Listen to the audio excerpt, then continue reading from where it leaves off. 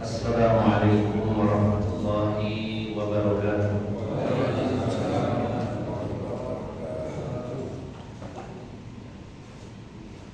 Alhamdulillahilladzi arsala rasulahu bil huda wa dinil haqq liyuzhirahu 'ala ad-dini kullihi walau karihal musyrikun. Wa asyhadu an la ilaha illallah wahdahu la syarika lahu wa asyhadu anna Muhammadan 'abduhu wa rasuluhu la nabiyya ba'dah.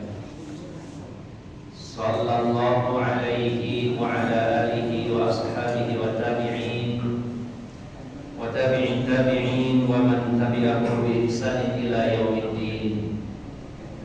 Faqad qala Allah ta'ala fi kitabihil karim, ya ayyuhalladzina amanu taqullaha haqqa tuqatih wa la tamutunna illa wa antum muslimun. Amma ba'd.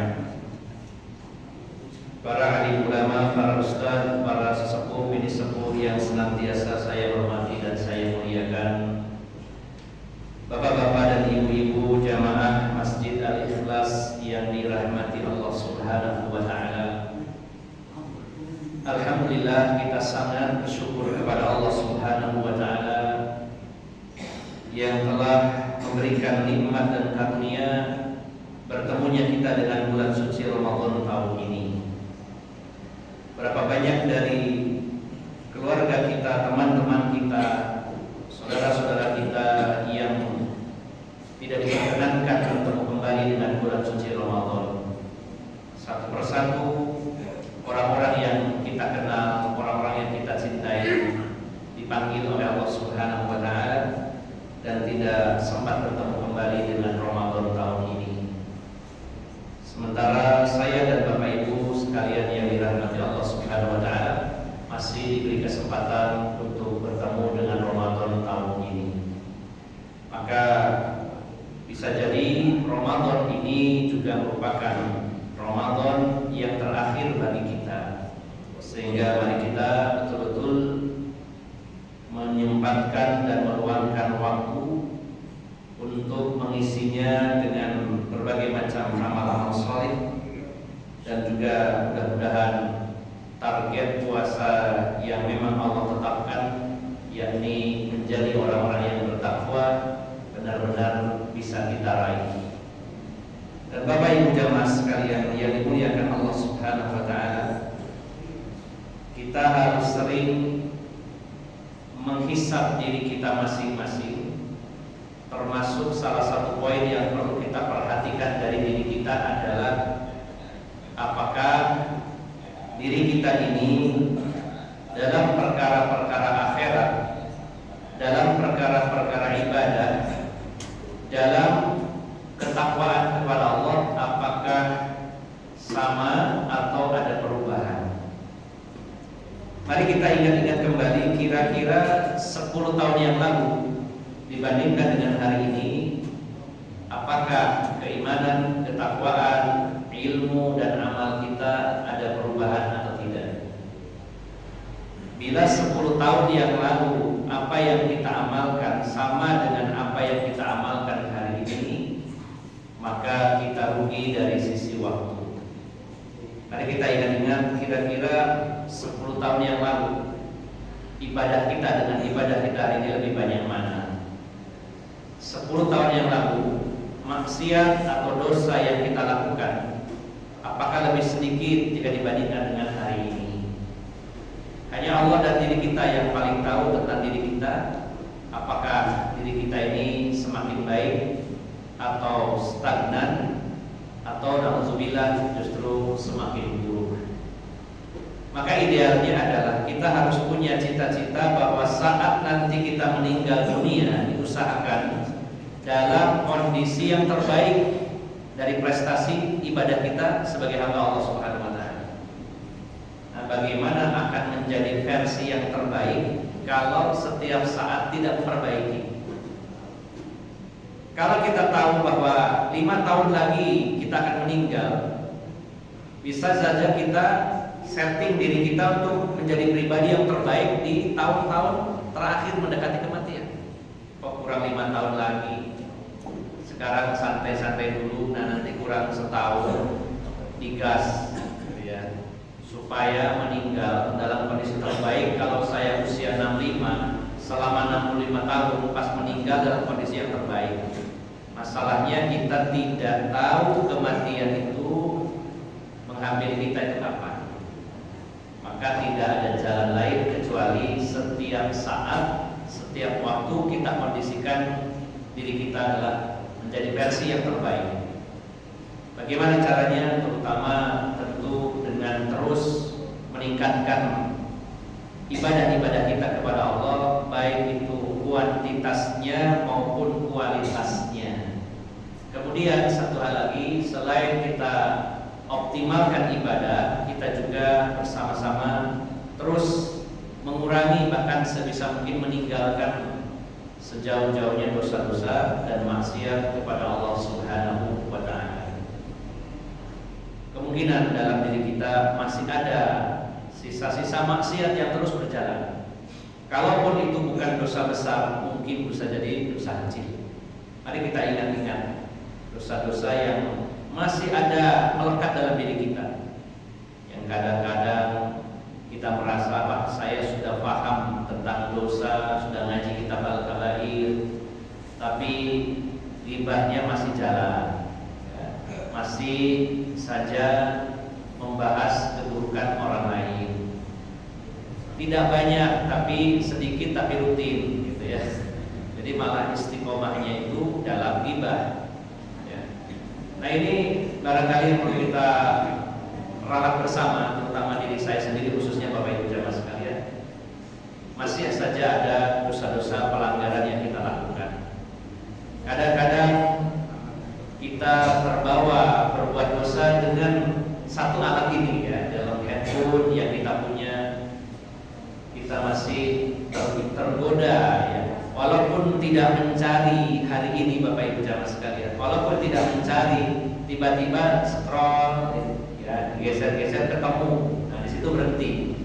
Mainnya ini ditonton asik ini. Nah, kadang-kadang itu Pak, dosa yang sering melekat dalam diri kita ini seperti itu. Nah, kita berupaya semaksimal mungkin, sudah semakin tua, semakin dekat dengan kematian, ibadahnya bertambah, sekaligus dosanya ini diupayakan memang harus total kita tinggalkan, dan kita banyak-banyak istighfar kepada Allah Subhanahu wa ta'ala. Semoga Allah memaafkan dosa kita semuanya, yang kadang-kadang tentunya masih saja ada dosa-dosa yang kita lakukan. Bapak Ibu yang dimuliakan Allah Subhanahu wa ta'ala, bila kita selalu memikirkan diri kita masing-masing, kita sibukkan melihat aib-aib diri kita, insya Allah hari demi hari kita akan semakin baik, dan semoga saat meninggal dunia nanti dalam kondisi yang terbaik. Bapak Ibu yang dimuliakan Allah Subhanahu wa ta'ala, kita akan melanjutkan kajian kitab Asyratus Sa'ah, tanda-tanda kiamat. Dan kita sedang membahas tentang tanda-tanda besar, yang pada pagi hari ini masuk pada poin yang ke-8. Saya ulang-ulang poin pokok-pokoknya supaya tidak lupa. Di antara tanda besar kiamat yang sudah kita bahas adalah yang pertama, munculnya Imam Mahdi. Dan yang kedua, munculnya Dajjal. Dan yang ketiga, turunnya Nabi Isa Ibnu Maryam. Kemudian yang keempat, Ya'juj wa Ma'juj. Kemudian yang kelima, apa Pak? Penenggelaman di 3 titik di muka bumi ini. Kemudian yang keenam, Ad-Dukhan, ya, sudah kita bahas. Ad-Dukhan yaitu asap atau kabut. Kemudian yang ketujuh, yang terakhir kemarin kita bahas adalah Tulu'us syamsi min maghribiha, terbitnya matahari dari arah barat. Kita akan masuk pada poin yang ke-8, Al-Faslus Tsamin. Pasal yang ke-8, Ad-Dabbatu, yaitu dabah. Nah, dabah ini diartikan yang belum tentu 100% tepat, karena kita mencari kalimat dalam terjemahan bahasa Indonesia sering diartikan dabah itu binatang melata gitu ya. Dan sebenarnya binatang melata ini terlalu spesifik ya. Kalau dalam bahasa Indonesia melata itu biasanya merayap di atas muka bumi. Tapi dabah ini sebenarnya tidak spesifik seperti itu. Binatang-binatang yang berjalan di atas muka bumi, di atas permukaan bumi, karena ada binatang yang terbang, ada yang di dalam bumi, ya, ada yang di atas air. Nah, dabah ini binatang yang berjalan di atas muka bumi. Maka di antara tanda-tanda besar kiamat adalah munculnya binatang yang muncul dari perut bumi. Dan binatang ini bukan sembarang binatang, ada kekhususan-kekhususan yang akan disebutkan nanti dalam Al-Quran maupun dalam hadis-hadis yang sahih. Zuhur dabatil ardi fi akhir zamani alamatun ala qarbis sa'ati thabitun bil kitabi was sunnah. Munculnya binatang yang muncul dari perut bumi di akhir zaman adalah salah satu tanda dekatnya kiamat kubro. Jika binatang ini muncul, maka kiamat sangat dekat sekali. Dan ini telah tetap di dalam Alkitab, yaitu Al-Quran, dan As-Sunnah, yaitu hadis-hadis Nabi Sallallahu Alaihi Wasallam. Poin pertama, adillatu zuhuriha, dalil-dalil kemunculannya. Bapak Ibu jamaah sekalian, segala perkara yang gaib kita tidak tahu kecuali Allah memberitahunya, baik langsung dalam Al-Quran atau melalui lisan Rasulullah SAW dalam hadis-hadis yang sahih. Maka perkara-perkara gaib termasuk tidak diantaranya adalah sesuatu yang akan terjadi. Maka kalau ada orang mengaku mengetahui apa yang akan terjadi, maka kita hukumi kecuali kalau itu ada dalilnya. Kalau ada orang mengaku mengetahui apa yang akan terjadi dengan kata lain meramal, maka dia telah melanggar ayat-ayat Al-Quran. Kecuali perkara gaib yang memang Allah beritahukan atau Rasulullah sampaikan. Tapi kalau tidak ada dalilnya, lalu dia mengatakan akan terjadi ini, terjadi itu, kita wajib menolaknya. Dan siapa yang meyakininya berarti dia mengkufuri ayat-ayat Al-Quran. Di mana ayat Al-Quran mengatakan di antaranya Allah berfirman, "Alimul ghaibi fala yuzhiru ala ghaibihi ahada illa man irtadha mir rasul." Dialah Allah saja yang mengetahui yang gaib.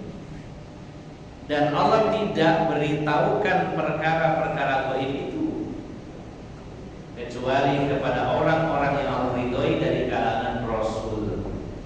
Jelas ayatnya sangat gamblang. Yang mengetahui perkara gaib hanya Allah. Dan Allah tidak ungkap, tidak Allah sampaikan, tidak Allah buka kecuali kepada orang-orang yang Allah ridhoi dari kalangan Rasul. Dan itu pun dibukanya tidak semuanya, hanya sebagian kecil kepada para Rasul. Apalagi kita tahunya dari Allah melalui Al-Quran dan dari Rasulullah SAW. Maka perkara-perkara gaib yang tidak Allah beritahukan kepada kita, kita pun tidak tahu. Contoh yang dekat dengan diri kita, ruh kita sendiri, ini adalah yang gaib bagi kita. Kalau kita ditanya pun tidak tahu detailnya. Coba kalau kita ditanya Bapak Ibu jamaah sekalian, kita ini diciptakan dari apa Pak? Berdasarkan Al-Quran. Dari tanah ya Pak ya? Dari tanah. Nah, pertanyaannya, terus ruh kita diciptakan dari apa? Apakah dari tanah juga? Bukankah ketika Allah ciptakan kita di dalam perut ibu kita, usia 4 bulan dalam kandungan, secara fisik sudah sempurna, tapi belum disebut sebagai manusia karena belum bernyawa. Lalu Allah mengutus malaikat dan meniupkan ruh. Kadang saya berpikir, kalau disebutkan dalam Al-Quran dan hadis kita diciptakan dari tanah, itu fisiknya, dari unsur bumi. Adapun ruhnya diciptakan dari apa, bagaimana prosesnya, Allah wallahu a'lam kita juga tidak tahu secara detailnya. Karena ketika orang-orang bertanya kepada Rasulullah tentang ruh, yas'alunaka 'anil ruh, mereka bertanya kepada wahai Muhammad tentang ruh. Qulir ruhu min amri rabbi, katakan bahwa masalah ruh itu urusan Tuhanku. Rasulullah saja tidak tahu. Wa ma utitum minal ilmi illa qalila, dan aku tidak diberitahu kecuali atau dari ilmu kecuali sedikit saja. Rasulullah diperintahkan oleh Allah, katakan bahwa saya diberi ilmu itu sedikit. Nah, maka banyak misteri-misteri yang tidak bisa kita ungkap dan tidak bisa kita cari secara ilmiah, karena ini adalah perkara-perkara gaib yang bisa jadi itu tidak diberitahukan oleh Allah Subhanahu wa ta'ala. Termasuk jika ada pertanyaan, apakah orang yang meninggal dunia berada di alam kubur itu ruhnya atau ruh dan jasadnya? Kemudian apakah ruh orang yang meninggal itu bisa saling bertemu di alam kubur? Apakah mereka saling berinteraksi?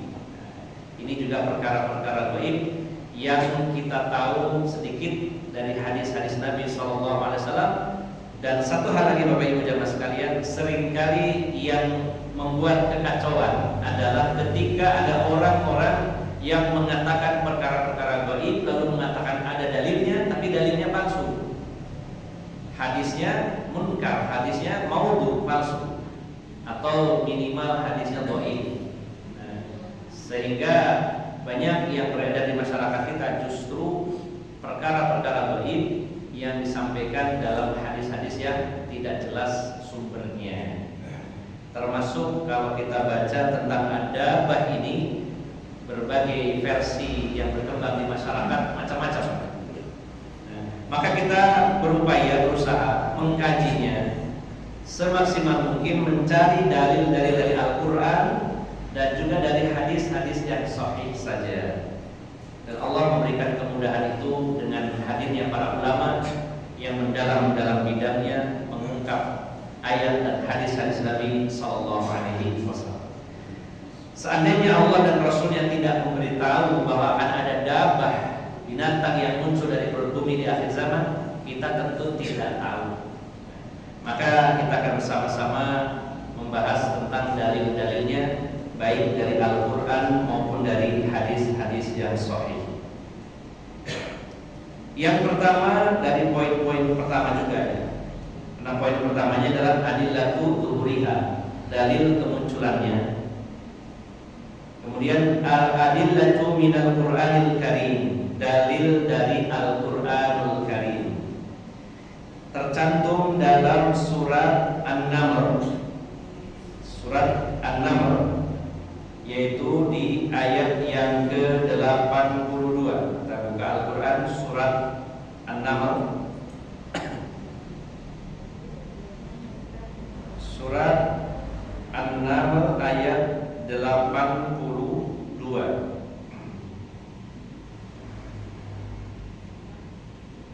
Surat An-Naml ayat 82. Allah Subhanahu wa ta'ala berfirman, surat 27 ya, surat 27 ayat 82. Kita klik 82. Allah Subhanahu wa ta'ala berfirman, wa idza waqa'al qawlu 'alaihim akhrajna lahum dabbatan minal ardi tukallimuhum anna an-nasa kanu bi ayatina la yuqinun. Dan apabila perkataan telah berlaku atas mereka, kalau terjemahkan bebasnya, dan ketika telah jatuh perkataan, ya, perkataan kepada mereka. Jadi perkataan di sini nanti akan dijelaskan di bawah. Saya bacakan nanti setelah ini. Kita terjemahkan dulu secara bebas. Wa idza waqa'al qawlu 'alaihim, dan ketika telah jatuh perkataan kepada mereka, maka kami keluarkan bagi mereka dabbatan fil minal ardh. Kami keluarkan kepada mereka yaitu dabbah dari dari muka bumi atau dari dalam bumi. Jadi binatang yang keluar dan muncul dari perut bumi, di mana binatang ini bisa berbicara kepada mereka. Bahwasanya manusia mereka tidak beriman, tidak yakin dengan ayat-ayat kami. Fahadihil ayatul karimatu ja'a fiha dzikru khurujid dabah wa anna dzalika yakunu 'inda fasadin nas wa tarkihim awamirillah wa tabdilihim ad-din al-haq yukhrijullahu lahum dabatan minal ardh yukhrijullahu lahum dabatan minal ardi fatukallimun nasa 'ala dzalik. Ayat yang mulia ini menyebutkan adanya kemunculan ad-dabah binatang yang muncul dari perut bumi. Dan hal demikian itu terjadi ketika manusia benar-benar rusak. Mereka meninggalkan perintah-perintah Allah, mereka mengganti agama yang benar ini dengan agama-agama yang salah, yang menyimpang. Ketika muncul banyak kerusakan, mereka meninggalkan perintah Allah, maksiat merajalela, agama dihilangkan, diganti dengan kesesatan, maka Allah akan mengeluarkan dabah, yaitu binatang dari perut bumi, di mana binatang ini akan bisa berbicara kepada manusia pada saat itu. Qala al-ulama fi makna qawlihi ta'ala wa fa'al qawlu alaihim ay wajibul wa'id alaihim litamadihim fil isyan wal fusuqi wa tughyan wa i'radihim an ayatillah wa tarkihim tadabburiha wan nuzuli ala hikamiha wa intihaihim fil ma'asi lama la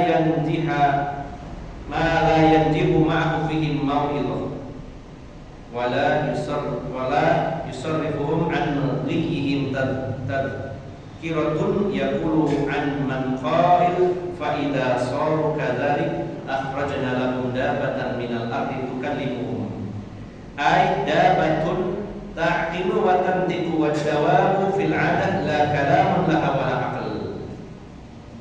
Berkata para ulama tentang makna ayat yang berbunyi waqa'al qawlu alaihim, jatuhnya perkataan atas mereka, yakni pastinya ancaman atas mereka.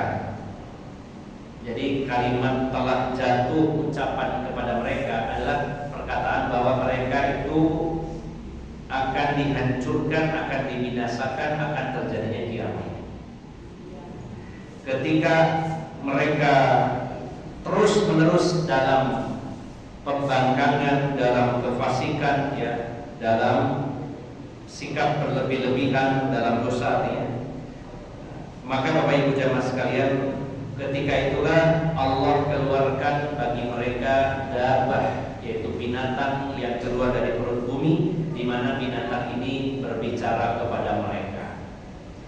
Yang dimaksud berbicara di sini, Bapak Ibu jamaah sekalian, binatang ini disebutkan dabatun ta'qilu wa tantiqu. Binatang ini bisa berpikir dan bisa berbicara, layaknya seperti manusia. Sementara pada umumnya ad-dabah atau ad-dawab, binatang-binatang ini secara umumnya tidak bisa berbicara dan juga tidak punya akal. Jadi binatang yang muncul ini bukan binatang sembarangan, bukan sama seperti binatang lainnya, tapi dia punya akal, bisa berpikir dan sekaligus juga bisa berbicara kepada manusia. Kita lanjutkan. Wa qala Abdullah bin Mas'ud radhiyallahu anhu wa qul qawli yakunu bi mautil ulama wa dhihabil ilmi wa raf'ul Qur'an. Abdullah bin Mas'ud beliau berkata bahwa yang dimaksud jatuhnya ucapan atas mereka yaitu ketika para ulama meninggal, kemudian hilangnya ilmu dan juga diangkatnya Al-Quran. Artinya Bapak Ibu jamaah sekalian, kemunculan dabbah ini terjadi saat para ulama habis, ya. Atau bahkan sedikit sekali, atau bahkan tidak ada. Ketika para ulama wafat dan hilangnya ilmu, kemudian Al-Quran diangkat oleh Allah Subhanahu wa Ta'ala. Kemudian ada yang bertanya, ketika Abdullah bin Mas'ud memerintahkan aktiru tilawatal Qur'ani qabla an yarfa, perbanyaklah oleh kalian membaca Al-Quran sebelum Al-Quran itu diangkat. Maka orang-orang bertanya, hadhil masahif tarfa'u fa kaifa bima fi sudurir rijal. Kalau mushaf Al-Quran ini dihilangkan, diangkat, lalu bagaimana dengan Al-Quran yang dihafal oleh orang-orang? Kalau memang Al-Quran itu dihilangkan, mushafnya sudah tidak ada, lembaran-lembaran Al-Quran sudah tidak ada, lalu bagaimana dengan Al-Quran yang dihafal oleh orang-orang? Maka Abdullah bin Mas'ud mengatakan, hadihi al-masahif tarfa'u.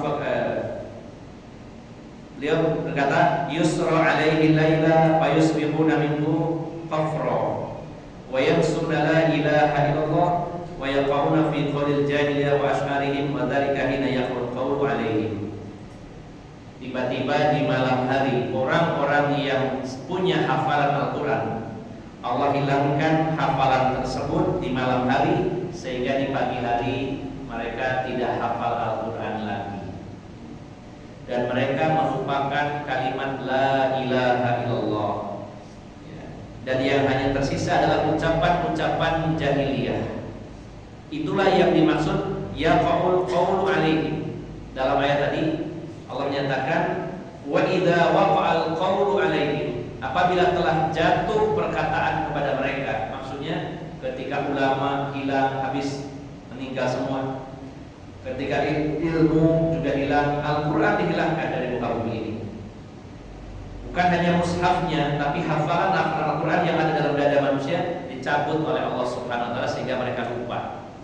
Maka jika saat itu muncul kemaksiatan merajalela, kefasikan, maksiat benar-benar merajalela di muka bumi ini, maka pada saat itulah munculnya ad-dabbah, yaitu binatang melata yang muncul dari perut bumi.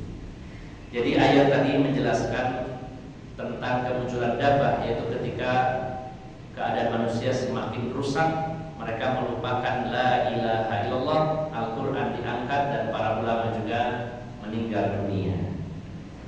Jadi ayatnya secara tegas menyatakan dabbah, ada kalimat dabbah. Apabila sudah banyak kerusakan di muka bumi ini, maka kami keluarkan dabbah dari perut bumi, dan jika dia bisa berbicara kepada manusia, bahwasanya manusia tidak meyakini ayat-ayat kami.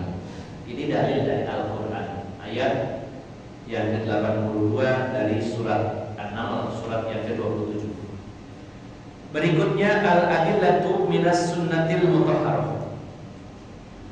Dalil-dalil dari as-sunnah al-mutahharah, sunnah yang disucikan, yaitu hadis-hadis sahih. Sini disebutkan ada sebagian saja, ada sebutkan 6 hadis. Sebutkan 6 hadis. Ya, ini hanya sampel aja karena hadisnya banyak. Yang pertama, rawa al-Imam Muslimun an Abi Hurairah radhiyallahu anhu. Yang pertama hadis riwayat Muslim dari Abu Hurairah. Beliau berkata, qala Rasulullah sallallahu alaihi wasallam, bersabda Rasulullah sallallahu alaihi wasallam, salatun idza kharajna la yanfa'u nafsan imanuha lam takun amanat min qabl aw kasabat fi imaniha khairan, tulu'u syamsi min maghribiha wad dajjal wa dabatul ard. Rasulullah bersabda, ada 3 perkara, 3 kejadian, jika dia sudah muncul, maka tidak bermanfaat iman seseorang kalau sebelumnya tidak beriman, dan amal seseorang tidak bermanfaat jika sebelumnya tidak beramal baik, yaitu terbitnya matahari, kemudian dajjal, dan binatang dari perut bumi. Ya, ini bukan menunjukkan urutan, karena dajjal sudah sudah muncul di awal, bahkan di zamannya Imam Mahdi, kemudian yang disusul dengan turunnya Nabi Isa. Nah, dalam hadis ini ada kalimat dabatul ardh. Rasulullah menyebutkannya dabatul ardh, binatang dari bumi.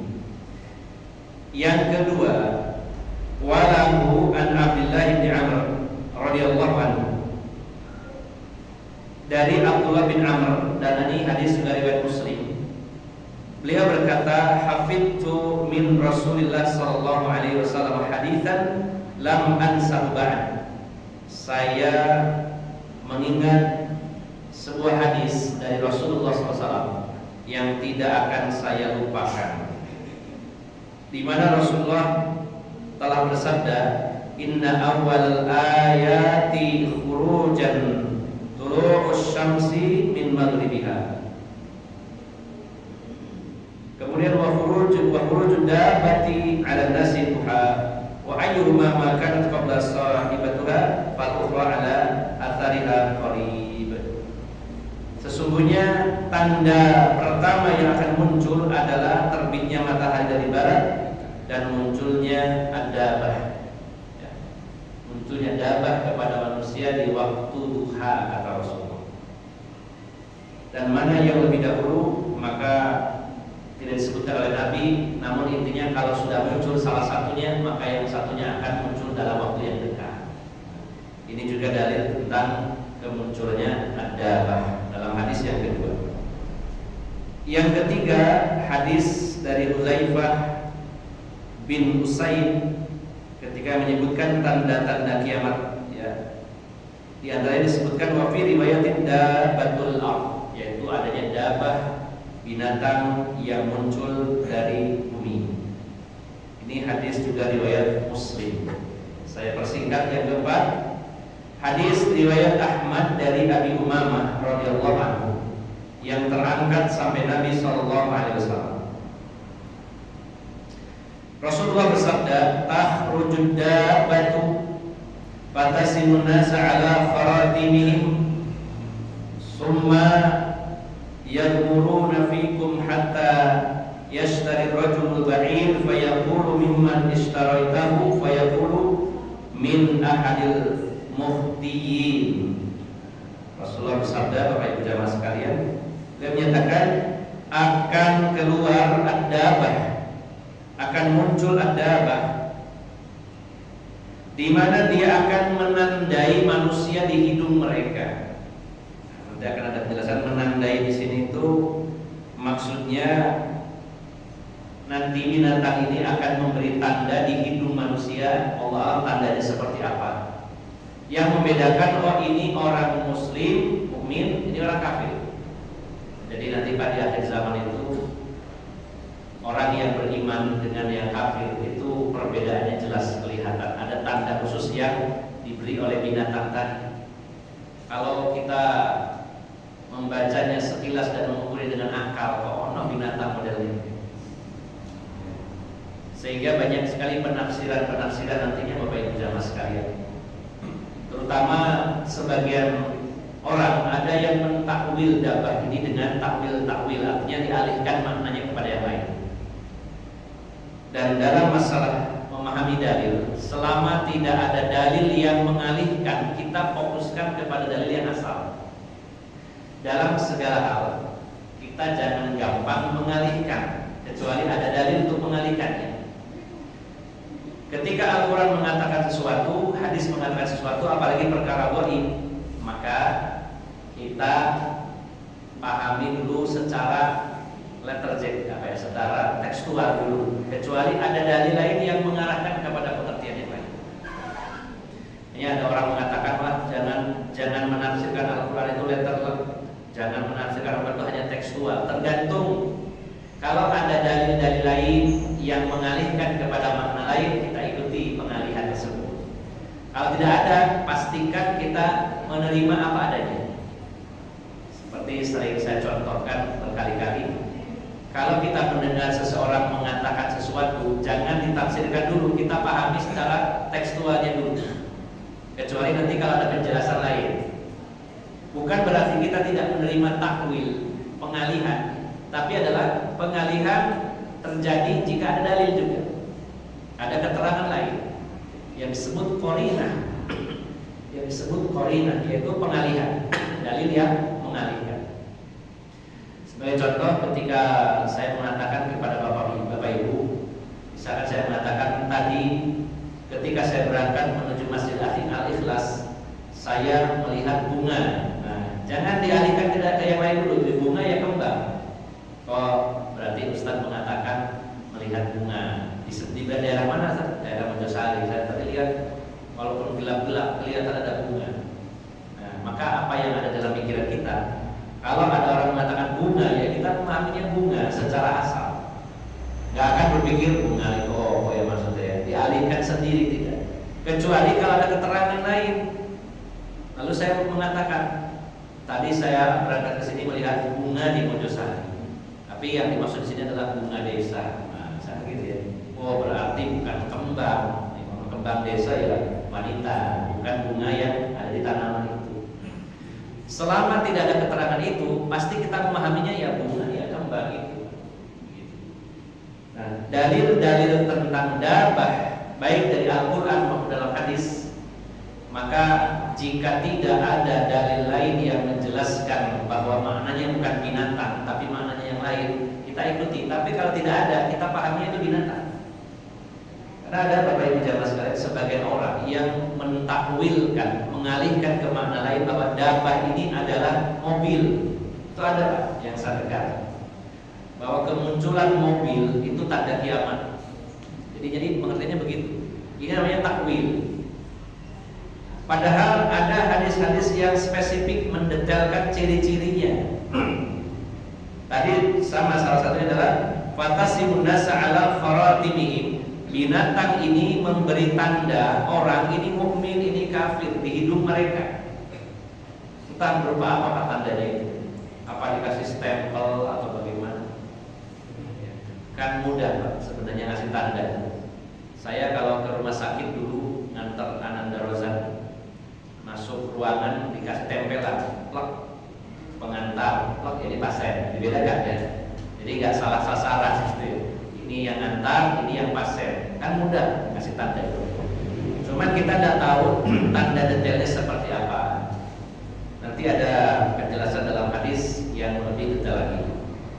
Jadi kita pahami dulu bahwa ini adalah berupa binatang yang muncul dari permukaan bumi, apa dari dasar bumi, dari perut bumi, dan menandai manusia ini kafir, ini mukmin.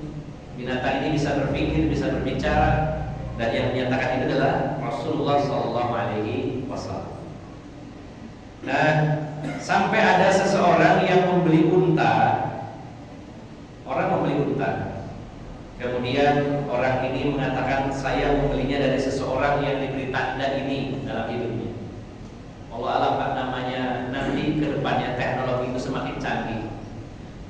Sekarang saja sudah secanggih ini, kita bisa menandai orang-orang sehingga tahu data detailnya.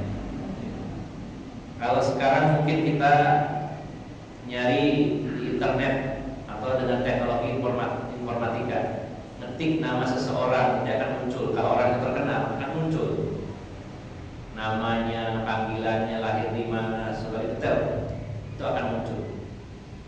Bukankah di beberapa negara termasuk Cina, bahkan pemerintah Cina itu tahu detail rakyatnya, ya, secara detail orang per orangnya. Bahkan sampai ada kekhawatiran dulu bahwa vaksin yang dimasukkan, sampai ini informasi saja ya, tapi belum tentu kebenarannya. Wah itu mengandung microchip, jadi orang itu dikendalikan dari jauh, tahu ini orangnya di mana, siapa namanya. Allah, bagi Allah mudah ya, memberi tanda itu. Jadi binatang ini memberikan tanda di hidung manusia, oh ini mukmin, ini kafir, sehingga ada orang yang membeli unta, dia tahu saya dapat unta ini dari orang dengan identitasnya ini. Di masa mendatang apalagi ya, sekarang saja manusia diberi tanda detail sekali, database-nya seseorang semuanya terrecord dengan baik. Kan Bapak Ibu jamaah sekalian, kalau sekarang saja sudah secanggih itu, ya dengan adanya sidik jari, bahkan dengan mata, dengan wajah, tinggal memasukkan wajahnya, trek muncul datanya. fotonya ada, langsung dimasukkan ke alat ya, teknologi, kemudian muncul data-datanya. Maka nanti binatang ini akan memberi tanda di hidung-hidung manusia, lalu akan dibedakan ini kafir, ini mukmin. Dan ada seseorang yang membeli unta mengatakan saya membelinya dari seseorang dengan tanda ini. Nah, itu contoh saja dari Rasulullah SAW. Ini hadis yang keempat. Yang kelima pendek disebutkan dalam hadis riwayat Muslim dari Abu Hurairah. Rasulullah bersabda, "Badiru bil a'mali sittan," bersegeralah kalian untuk beramal sampai datang atau ketika datang muncul 6 tanda. Salah satunya adalah dabatul ardh, munculnya binatang dari perut bumi. Ini hadis yang kelima. Dan di hadis yang terakhir yang keenam, hadis riwayat Ahmad dan Tirmidzi dari Abu Hurairah, bahwasanya Nabi SAW bersabda, "Takhruju dabatu wa ma'aha 'asha Musa alaihissalam wa khatamu Sulaiman. Fatakhtimul kafir qala Affan ahadul wadul hadis anful kafir bil khatam wa tajlu wajhal mu'mini bil 'asha hatta inna ahlal khiwan liyajtami'una ala khiwanihim fayaqulu hadha ya mu'min yaqulu hadha ya kafir." Nah, Rasulullah lebih menspesifikkan cirinya. Akan muncul dabah binatang di mana dia membawa tongkat Nabi Musa dan membawa cincin Nabi Sulaiman, dan akan menandai orang-orang kafir di hidung-hidung mereka dengan cincinnya Nabi Sulaiman, dan wajahnya orang-orang beriman dengan tongkatnya Nabi Musa. Sesungguhnya orang-orang yang berkumpul untuk makan akan memanggil, "Hai mukmin, hai kafir." Jadi Bapak Ibu jamaah sekalian, tongkatnya Nabi Musa dan juga cincinnya Nabi Sulaiman itu masih ada, cuman kita tidak tahu ada posisinya di mana. Dan yang pasti nanti yang membawanya adalah dabah ini, sehingga kita tidak usah susah payah mencarinya. Wah, ini tongkat Nabi Musa, kita cari, kita gali di mana? Susah pak nyarinya kemana? Cari cincin Nabi Sulaiman juga kemana? Nanti Allah akan munculkan dan dibawa oleh binatang dabah ini dan akan menandai orang-orang kafir, sehingga ketika orang itu berkumpul makan-makan itu akan bisa dibedakan. Oh ini mukmin, oh ini kafir. Sekarang tidak bisa ya Pak, nggak mungkin dipasang kecuali orang-orang yang memang menggunakan identitas khusus agamanya. Wah ini orang pakai kalung salib, ya kemungkinannya ya orang Kristen, walaupun ada juga orang-orang mukmin mungkin yang pakai, tapi umumnya orang-orang Kristen. Ya, tapi tidak menjamin kalau sekarang, wah orangnya berjilbab, pakai kopiah pasti muslim, belum tentu Pak. Ada juga salah satu komunitas muslim ortodoks, komunitas Kristen ortodoks yang pakainya seperti muslim. Jadi sulit. Tapi nanti ketika dabah ini muncul akan ada tanda. Kalau orang kafir diberi tanda di hidungnya dengan tongkat, dengan cincinnya Nabi Sulaiman untuk penandanya. Kemudian orang-orang beriman dengan tongkatnya Nabi Musa dan wajah mereka bersinar. Sehingga ketika orang-orang berkumpul bisa membedakan ini mukmin, ini kafir. Nanti akan ada masanya seperti itu. Nah, Bapak Ibu jamaah sekalian, mungkin sebagian orang kalau tidak membahas dalilnya akan berpikir bahwa ini adalah cerita mitos-mitos saja. Yang kita juga tidak percaya dengan mitos-mitos selama tidak ada dalilnya. Ketika ada dalilnya kita terima. Inilah sikap orang-orang beriman, pasrah menerima kebenaran jika itu memang ada dalilnya. Tinggal kita cari tahu apakah itu dipahami secara tekstual atau ada takwil lain dengan adanya dalil lain. Jadi agama ini mudah Bapak Ibu jamaah sekalian. Kita mendapatkan berita, apalagi perkara gaib yang belum terjadi, apalagi ceritanya atau kisahnya itu unik. Ada hewan turun dari keluar dari bumi, bisa ngomong, punya akal, menandai orang ini beriman, ini kafir. Kalau kita tidak tahu dalilnya, maka kita akan menganggapnya itu sebagai mitos saja. Bahkan mungkin kita tidak akan mempercayainya. Ternyata kalau kita coba browsing Bapak Ibu sekalian, mencoba browsing ada itu banyak juga kisah-kisah yang tidak jelas dalil-dalilnya. Sampai ada penggambaran yang dilukis sama orang. Ada sebutkan detail kepalanya seperti banteng, kemudian tanduknya seperti rusa, wajahnya seperti ular dan sebagainya. Itu ada. Bahkan akhirnya dilukis, digambar, dimunculkan di Google, bisa dicek juga. Ada muncul berbagai macam interpretasi. Nah, kita mencukupkan diri dengan apa yang ada dalam Al-Quran dan dalam hadis-hadis Nabi SAW. Seandainya Rasulullah tidak menjelaskan seperti itu, kita akan kembalikan ke adat kebiasaan. Hewan itu gak bisa bicara, hewan itu gak punya akal, apalagi ngasih stempel tanda-tanda. Tapi karena Rasulullah menyebutkannya demikian, kita pun percaya. Bagi orang-orang yang tidak percaya, ya mudah-mudahan diberi panjang umur biar ketemu nanti. Ya, tapi kalau kita pastikan percaya, yakin selama itu dalilnya sahih, bukan dalil-dalil yang palsu atau yang dhaif. Jika itu ayat atau hadis-hadis yang sahih, maka kita akan yakin seyakin-yakinnya. Dan Bapak Ibu jamaah sekalian, sebagai gambaran nanti insyaallah pada pertemuan berikutnya bila ada waktu dan umur serta kesempatan, kita akan membahas tentang detailnya dabah ini. Sebenarnya dabah ini dari jenis binatang apa? Karena adanya perbedaan pendapat para ulama tentang dabah ini. Ada yang memaknainya atau memahaminya bahwa dabah ini adalah anak unta dari anaknya unta Nabi Soleh. Nanti akan kita bahas pada pertemuan berikutnya. Ini gambaran saja supaya gak ganjel, tapi ada sedikit gambaran. Sebagian lagi ada yang mengatakan bahwa dabah ini adalah sejenis ular. Sebagian lagi ada yang mengatakan bahwa dabah ini adalah jassasah, yaitu binatang yang pernah ditemukan oleh Tamim dari seorang sahabat Nabi ketika terdampar di sebuah pulau, kemudian bertemu dengan Dajjal. Namun sebelum bertemu Dajjal, bertemu jassasah, yaitu sejenis binatang yang berbulu lebat. Nah, ini nanti akan kita bahas pada pertemuan berikutnya.